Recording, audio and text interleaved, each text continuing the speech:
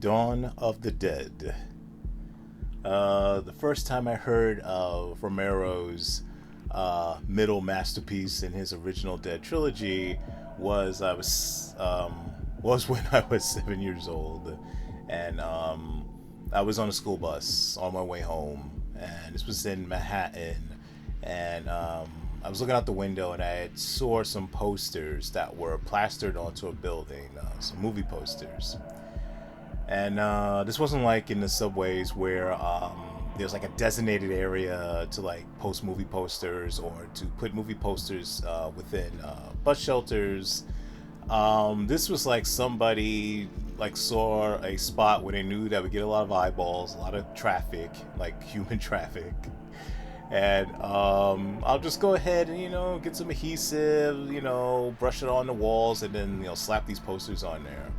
It was this thing I saw quite a bit in the late 80s when I was a kid, and particularly like in places like Times Square. And three movie posters in particular that caught my eye that day while I was on the school bus was Night of the Living Dead, Day of the Dead, and in the middle there was this film which I never heard before, called Dawn of the Dead. This movie poster, if I remember, resembled the one that was on the VHS cover of Dawn of the Dead, like the first one that came in the US. I think it was released by EMI Video, I think.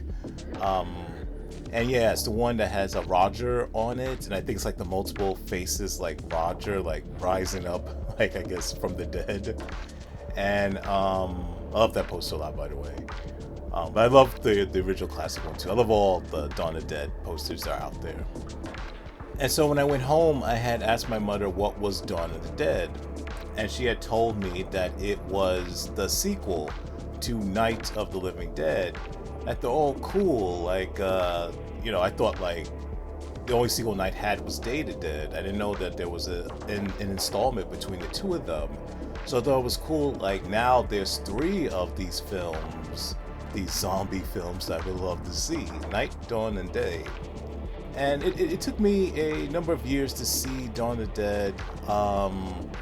It wasn't an easy film to find. I remember over the years from that point forward that I'm sorry, like it was hard to find in video stores. At that point it was out of print, and I went to multiple video stores and I could never find Dawn of the Dead. I was able to find Day here and there, but Dawn was just not to be found. And then I learned some things about Dawn of the Dead over the years before I saw it, like its concept, its well-known plot about four people who hold themselves up in a mall, in the shopping mall, and they battle the undead. And I thought that was such a cool and clever concept. And I just knew that at some point me and Romero's masterpiece would cross paths, and it did. I think a week or two after I first saw Day of the Dead, it was in this video store that I didn't frequent that many times. I think I could count on one hand the amount of times I went there. I wish I remembered the name of the video store that had Dawn of the Dead, that finally had Dawn of the Dead. And it was like a great surprise, like seeing Dawn of the Dead in person for the first time. It was almost like the Holy Grail, like me coming across this movie. I remember seeing Dawn of the Dead in his video store, and I remember picking up the cover, looking similar to the poster that I saw years earlier. At this point, I was 13 years old, and I turned to the back, and I was super excited, but I don't want to say I was deflated, but I don't know, maybe my joy was tempered just a smidgen, because I saw the back and I saw the way the zombies looked, and I'm like they're blue, like. And there's like no latex appliances on them. It's like they just are people covered in blue or bluish gray makeup. And I don't know. Like I mean, I knew ultimately that wasn't going to detract from my enjoyment of the film, but I was expecting like the effects to be a little bit more, I guess, complex. Particularly, I saw Day of the Dead for the first time. Like less than 2 weeks before, and just being so impressed by the makeup in that movie. And even remembering what the makeup looked like in Night of the Living Dead, like I thought that it was more impressive in that film. And Night of the Living Dead precedes Dawn by a decade, so I was surprised by how simplistic the makeup seemed. Even though I do like the look of the makeup now, and some of the zombie appliances actually were complex in the film with some of the featured zombies. And I wouldn't have it any other way. Like I love the way the zombies look in Dawn of the Dead. So we went ahead and rented Dawn of the Dead, and I saw it for the first time with my two brothers that Saturday night, and it definitely was an experience for the ages. Easily one of the best movie experiences I've ever had. It was just pure cinematic gold. Starting off like just in a very gripping manner with the foreboding opening of Fran waking up from one nightmare and entering another nightmare with the chaos that is that newsroom. The movie cuts from the ridiculously intense chaos of the newsroom to the even more chaotic situation that's happening with the siege at the public housing tenement. You have SWAT, you have zombies, you have residents, and they're all like just, entangled in this perfect storm of just, incredible clusterfuck of a really fucked up situation.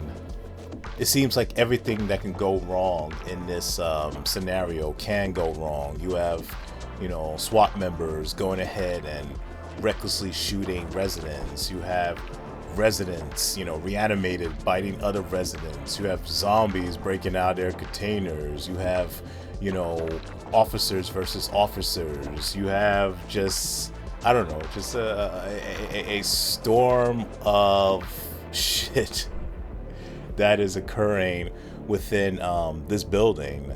But you also have, like, as they say, the beginnings of a brief but beautiful friendship between easily one of the best pairings on screen, Ken Foray's Peter and Scott Reineker's Roger.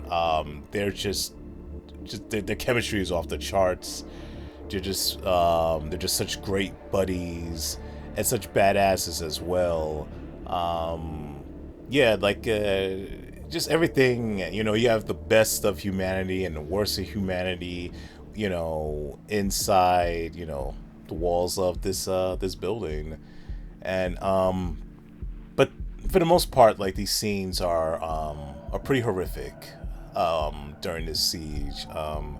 The probably the most disturbing moment for me in this film is the moment with the bite, the first bite you see in the movie. And maybe the first up close and personal zombie bite ever on screen. I'm sure, like, I know zombies have bitten people before on screen before Dawn of the Dead. Of course, they got bitten. Actually, I don't think there was any actual on-screen biting inside the first Night of the Living Dead. And I know there's other films like Let Sleeping Corpses Lie, and you got the Tomb and the Blind Dead stuff. So, and I haven't seen all those movies in that franchise, so maybe there was there, but there's just something about the way that you see the first bite in Dawn of the Dead. I haven't seen anything like that in cinema before that. It just took it to another level, maybe because of just the incredible detail of the bite, of the chomping, crafted by, the legendary Tom Savini, the way how Romero shot it, the acting in the scene by the woman who gets bitten. The scene is the one where basically, there's chaos everywhere in the halls and the stairs, and this apartment door is open. This zombie goes ahead and just starts walking around outside the apartment. There's a woman inside the apartment who recognizes the zombie. I think she either is clearly someone that the woman knows and cares for a lot. At this point, I'm not well, I don't know if she knows that he's been zombified yet. But she runs out there, the SWAT team are telling her, get away, but she's not listening. And then she, hugs the guy, embraces him, holds him in some way. She doesn't get a clear look at a zombie face, but the zombie turns around to see her, and then she knows, she's fucked, and but she clearly sees that her loved one has passed and walking dead and hungry for her flesh. And when he goes ahead and chomps into her shoulder area, I remember seeing that for the first time, and it's just, I don't know, like, what the fuck? And I've seen zombie bites before in films. I mean, I saw Day to Dead just, 2 weeks or so before it. And, that's about as graphic as you could get. But I don't know, there was just something about the way how the scene was shot, how visceral it was, and intense, and up close in your face, and just... I don't know. It's like the first time I had seen a zombie bite on screen. It really sent a shockwave through me.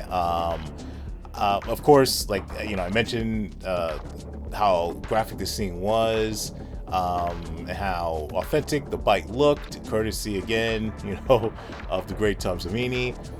But I have to say, the thing that sold the scene the most was the woman's reaction to getting bitten. It was like, it didn't seem like she was acting at all. It just seemed all too real, all too authentic. And from what I read years ago, that she actually was bitten for real, that the actor's bite was a little bit too wide, and it went past the appliance that was on her, that he had to bite into, and went past that and into her actual flesh. Now, I don't know how deeply the bite went. I hope it wasn't too deep. But yeah, like, he bit her for real, and it looks it, and that makes perfect sense why the scene works as well as it does. I've never seen a better bite than that moment, and I certainly have never seen a reaction to a bite than in that moment. When I saw that moment, it was like, yeah, this film is not playing around, this film's for real, and we are gonna be, we're basically going to be locked into one crazy ride from this point forward, but also one that's compelling and clever. The next sequence that also had a really firm grip on me was the scene also happens during the siege, and it was the head exploding. I had seen head explosions in movies before, but again, never quite like this. Like, it was just like a gut punch. Maybe because also it just comes out of nowhere. There's no setup for the head exploding. It just explodes. Most things that you see head explosions, you can see them coming. They're building up to it. This one's just like, you got Wooly going ahead and shooting everywhere. And then all of a sudden he kicks that door open and he just shoots that poor guy with the shotgun. And his head just explodes, and it explodes like, just, I don't know, I've never seen an actual head explode, but that looked pretty real though. And just, I don't know, this, and then again, Romero helped sell the scene with, adding that seeing that woman screaming immediately after the head exploding, and yeah, it's just along with Scanners. I mean, Scanners is my favorite head explosion of all time in the film, but that comes pretty close.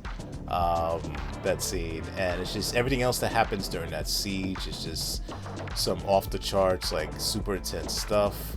And then you got the stuff that happens in the dock, you got the stuff that happens out in, I guess, on the airstrip field, and then when they finally get to the mall, and then everything else that happens inside the mall. Like, Dawn of the Dead is a super intense film. Even when it's quiet, it's intense.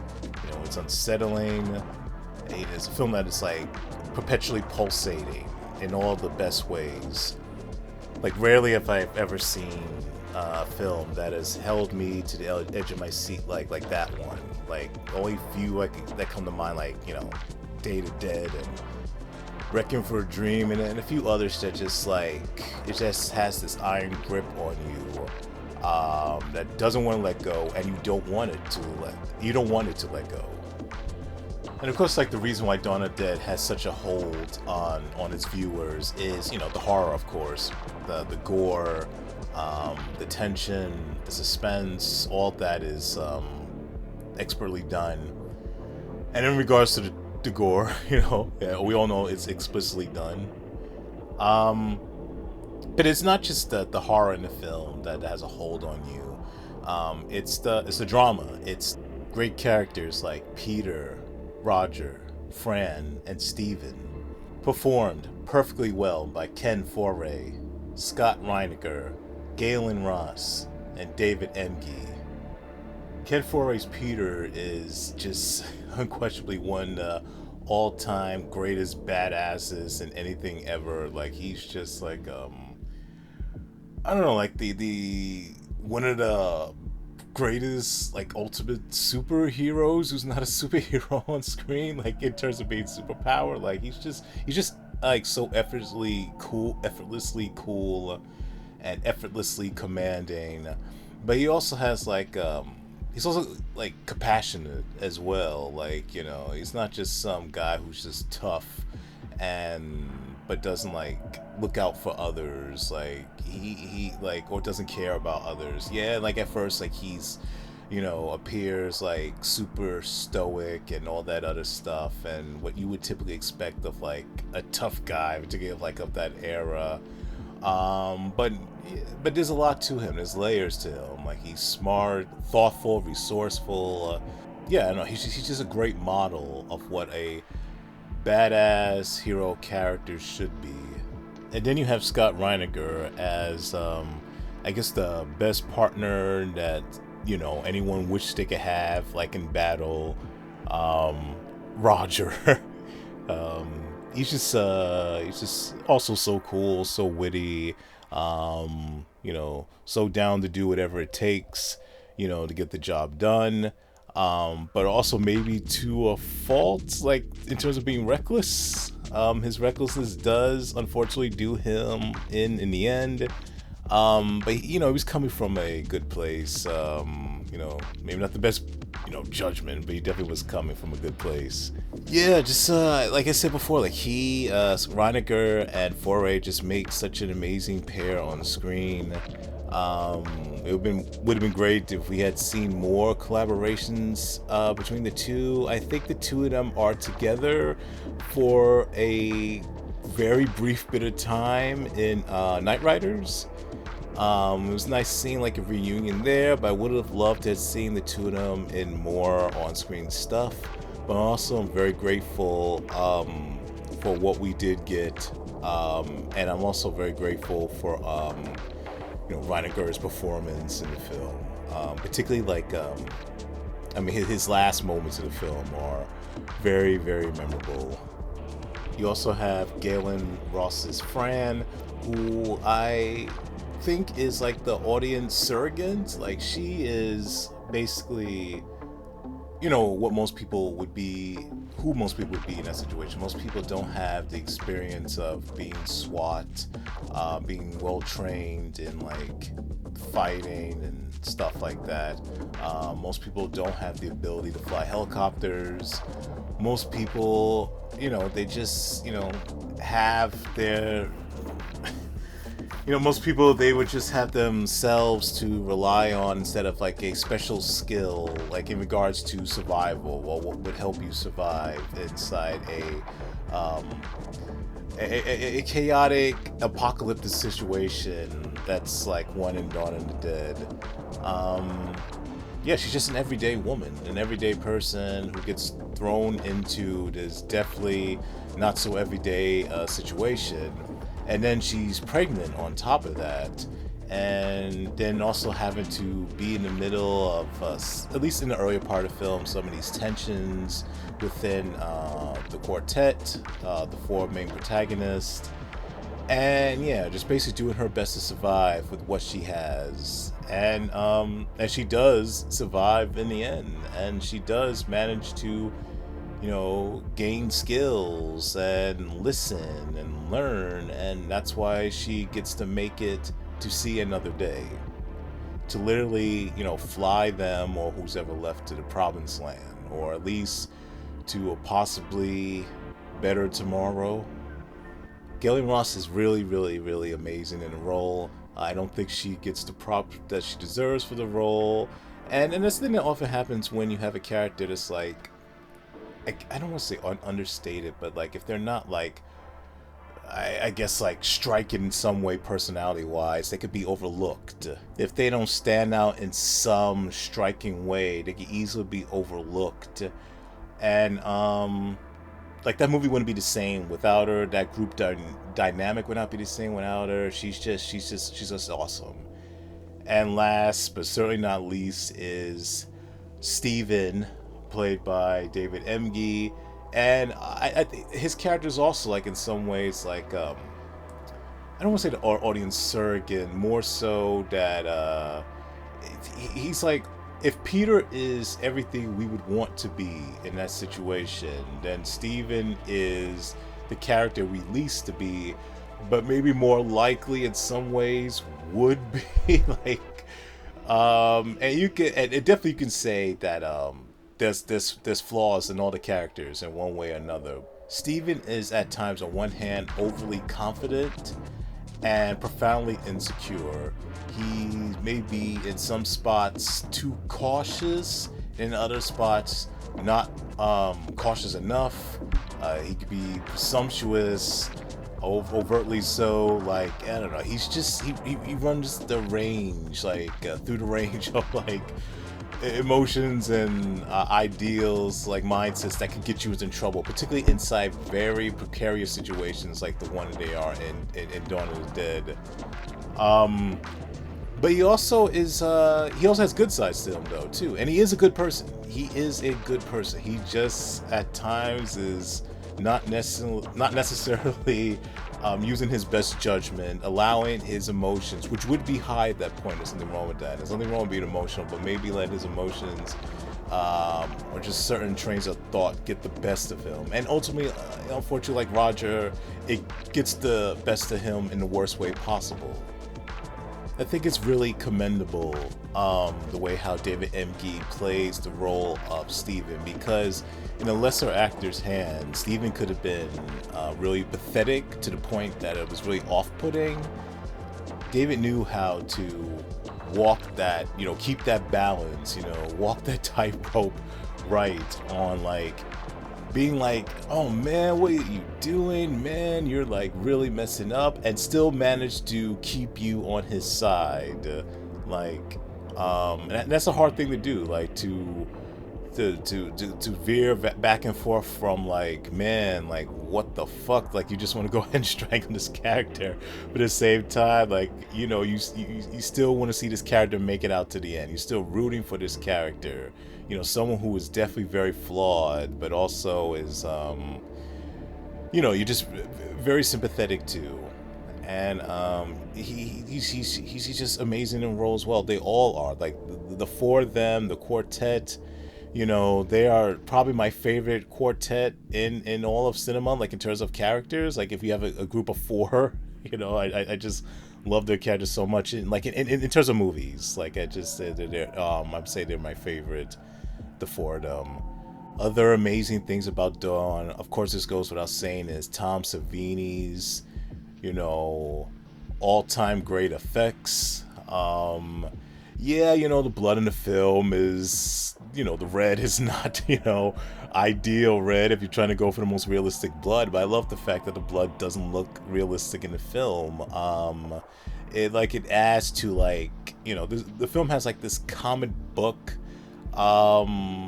aesthetic quality to it, and it's just larger than life. Dawn of the Dead, which was amazing for a film that costs less than $2 million, that it just feels so grand and epic. And Savini's, the color of that blood adds to that. This full color, horrific extravaganza. And the effects, are memorable. The gore set pieces, the makeup, particularly with zombies like Steven, the plaid shirt zombie, and other zombies in the film that are just all-time great zombies. And Savini's work is there's a reason why he became a major superstar. Tom Savini, with the work he did in this film, like all the accolades, all the fame he got was well earned because of his outstanding work in this great movie. I love the cinematography by Michael Gornick. This up there with this along with Day to Dead to me are my two favorite movies of his in terms of his cinematography work. And of course the score by Goblin, just such an enduring, awesome work. Very, very unique. There's no horror score that sounded like this before. There is no horror score that sounded like this after. Like, it is just again, another all-timer, greatest of all time set of music, of tracks, and just like I don't know what they were thinking. I don't know what was in their heads coming up with the score. It is just so out there. It is just so different, and I love it. Like, this score shouldn't work for a horror film, but it does. And yeah, just one of the greatest pieces of music ever crafted. And none of this would have been possible, this film, ultimately, without the film's creator, George Romero. This film, Dawn of the Dead, would have been my absolute favorite. Once of a Day, if you know me, you know Day's my favorite, but Dawn comes very, very close. I'm talking about like a super short hair close within in terms of like what I think is the better two. And I think it's not like to say I think Day to Dead's a better film than Dawn. They're both like equally strong, but it's just like things in Day that I prefer. It just in terms of my sensibilities, the more somber, darker aspects of Day. But yeah, like, Dawn of the Dead is a full-blown masterpiece. There's a reason why this film resurrected George Romero's career, at least in terms of like in the mainstream. Yeah, and it's as good as everybody says it is. Dawn of the Dead. Romero's writing in this is up there with his best, along with Day to Dead. Like the situations that he crafts in his film, the characters he created, the concept, of course, like such a simple concept like zombies in the shopping mall, but it works, and it works to pitch perfect effect. Romero's commentary with the concept of Dawn of the Dead, the whole thing with consumerism, about how we're all just consuming too much shit, how we're all buying too much shit, how we're putting all our focus and energy, or at least a great bulk of it, to buying and acquiring, and selling. I don't want to say meaningless stuff, but stuff that, when in comparison to what's most important in life, is meaningless. And again, like consuming, there's a lot of factors why we do what we do, besides being conditioned to do so.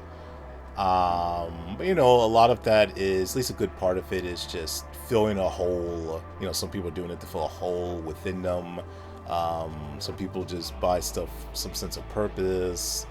There are just multiple reasons why we just get stuff we don't need, and it's not just in buying like materials, like objects and stuff like that. It's like consuming, we gotta consume everything that's like out there. We gotta consume all the alcohol, or consume all the cars, or consume all the entertainment, like just overconsumption of everything. And again, there's nothing wrong with consuming things in moderation, but you can never lose a sight of what's most important. And particularly like in a situation like in Dawn of the Dead, where things that they're most dire, and we're still doing bullshit. You got those raiders that come to the place, and you would think survival would be most, optimal, like on your list of doing things. But no, let's break into this place, and not let's break into this place so we can go ahead and have refuge, a place of refuge for ourselves. No, let's take over this place so we can steal shit, and then just get what we need and go, and leave this place in shambles. So yeah, just like in terms of like consumption, like some people may think it's the zombies with the consumption problem, and the zombies, for human flesh, and on the surface level, that's certainly it. But yeah, Romero's not being critical. I mean, this goes without saying, not being critical of the monsters, the zombies, the shamblers, the walkers. It's critical of us. It's always been critical of us. In fact, like the zombies this is the one that Romero really makes it clear that he's sympathetic towards the dead. Now, he never has villainized the dead ever. Even going all the way back to Night of the Living Dead, the zombies seem more like victims than monsters. Even though it's clear that they are monsters, particularly Night of the Living Dead. Night of the Living Dead, like, they are monsters. But even then, he doesn't villainize them. It's just like they're just these things that are out there doing what they are supposed to do. That's it. Nothing more. No thought, just instinct. And while man has forethought and all this and that, and still does monstrous things, like man can control their monstrous urges, and like the zombies, but they choose not to. They choose to get in petty bullshit squabbles, instead of like making things better for the world, or even just making things better for themselves.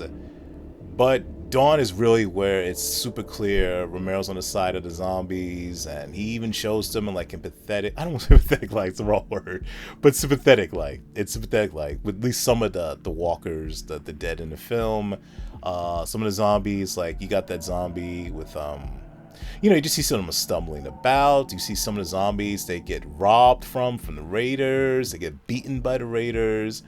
Some of the zombies slip and fall and look silly on purpose. And then, of course, you got the zombie you feel sorry for the most was the scene with Peter, Roger, and Steve in there in the car. They're doing their thing. They're trying to clear the mall once and for all. And you got Fran, who's inside the department store. She's locked in there, intentionally so. And then you got that zombie on the other side of the glass, because Fran's like on the floor just looking about. And you got that zombie who sees her, and he's not agitated when he sees her. He's not looking at her as food. He's just quiet. He's just calm. And he's also very, very sad. And in that moment, Fran's actually sad too. And they're both like two beings, two souls that just for one brief moment, just I see you, and I feel you.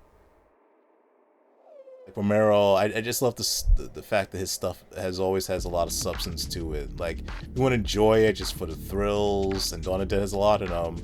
You got that, but if you want to get something more out of it, something like for your mind to chew on, there's a lot, to consume in that way.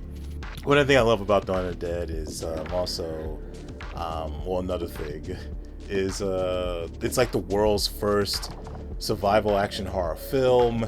You think survival action, when the term survival horror, that's what I meant to say, survival horror. You think like Resident Evil, Resident Evil was, it certainly wasn't the first survival horror game, but it was the first one, I guess, to bring about that banding, a particular genre of games, horror games, that have both a significant horror and action element. And if Resident Evil was the first one to at least bring that concept of a genre to the mainstream in video games, Dawn of the Dead is certainly the first one to do that with cinema. There is no horror films before Dawn of the Dead that was like, I would say equal parts action and horror. Of course, drama in there as well. It's just really action-packed and thrilling. Like, it's very unsettling, very disturbing, Dawn of the Dead, very compelling and riveting. But it's also, like I said, it's really thrilling. I wish more people talk about the action-packed elements of Dawn of the Dead. And Zack Snyder, of course, took that to another level with the remake. Some people weren't necessarily thrilled with it, but I was. I think that was the smartest direction to go, because you're not going to outdo Romero in terms of like social commentary on drama. And by the way, I am a big fan of Dawn of the Dead 2004. I did a video on it not that long ago, off-the-cuff thoughts. Even though when I first heard about it, I was like, I actually thought it was like borderline sacrilegious. I actually was really upset when I heard about it. But by the time the film came in theaters and by the time I saw it, I'm like, I love this movie. Of course, the original Romero's 78 film is easily the better of the two. It's the superior film. But Snyder's remake is definitely a great movie as well, and one worth remembering and worthy of Romero's original. But getting back to my first viewing of Dawn of the Dead, I guess to close that out. So all the things I mentioned is why I love. But the first viewing was so great with Dawn of the Dead, and watching with my brothers, the first time they're seeing it. The memory that I cherish the most from that first viewing is when it was during the climax of the film, which is also the ending of the movie. At this point, like the mall is in shambles. The bikers, they've done their thing. The biker gang, they've looted the mall. Most of them got out with their lives, with the whole lot of shit. The zombies have reclaimed the mall. At this point, Steven has died during battle, and he has reanimated. And he comes out of the elevator, walking the best zombie walk I've ever seen. I don't know how David Emge done that. It is fantastic. The way how he was walking, so creepy, so cool, and he leads the zombies, up to the home area of what was once the quartet. At this point, it's only Fran and Peter are still alive. Leads them upstairs. Peter knows they're coming, and he prepares for them. Fran's like, there's something we can do. We need to move on. We got to get out here. And Peter's like, done. Peter's like, I don't want to go. I really don't. And I remember hearing him say that and looking at the expression on his face. I'm like, this guy's going to kill himself. This guy's going to kill himself. And I really felt this like pit in the bottom of my stomach, because knowing Romero doesn't fuck around with endings. He's actually had some pretty bleak endings with some of his films. And of course, his most famous, most bleakest ending, Night of the Living Dead. Like Romero is not scared to kill off the hero. And I'm like, is this history repeating itself? And I could feel it in the room. Like my brothers were having like similar feelings. Like, oh no, this guy's so great. This guy's so awesome, Peter. Like, he's about to do himself in. Like, don't do it. But it looks very clear he's going to. At that point, Peter's like telling Fran, like, get out of here. And he reluctantly, Fran leaves. She goes up to the roof, to the copter. At this point, the zombies start spilling in. Steven goes in. Peter Mercy kills him, and then he decides to go into a bedroom as the zombies continue to spread out inside their home area.